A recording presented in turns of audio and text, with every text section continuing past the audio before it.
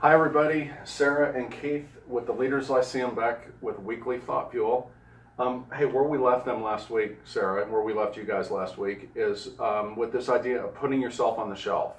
I hope you were able to experiment with that some. I hope you were able to think about how often you actually interject your own perspective, agreement, thoughts into a conversation, and which is normal, right?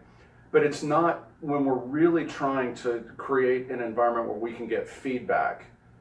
It a lot of times gets in the way and creates defensiveness and closes people down where they're actually being defensive about, I don't even know if it's safe to give you feedback. So we have a step 2 that we want to talk about today. We left you with putting yourself on the shelf, not engaging yourself. This week, we really want to talk about a listening strategy that can facilitate putting yourself on the shelf. Yeah, so active listening is this strategy that we have found is a really good way to discipline yourself through this process of getting feedback and listening to each other. And at the basic level, what it is after you ask a question and invite feedback from somebody, you're going to repeat back to them what they said. Not what you are inferring that they mean, but what they actually said, almost word for word. And So it's a way... So you're saying to repeat back what they said almost word for word, not just infer what they said. Yeah, that's it. That's what we want you to do. Okay, good. And what that does is it makes sure that you've understood the person and that they feel heard and that they feel like it's safe to keep going.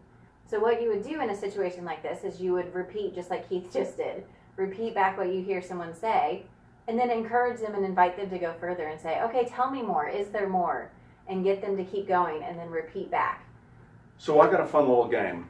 I want you to just pick a friend, have a conversation about something, and see how many times you can tell them, give them back what they're saying without them asking you, how come you're giving me back what I'm saying?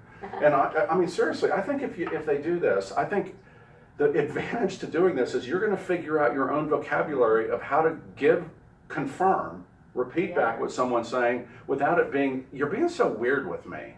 Yeah. So just to make sure we're clear, what you're wanting is for them to go have a conversation with a friend where they're repeating back what they're hearing, making sure they heard it right. Is that right? Sara, that was so good. Is there any more? We'll see you next week.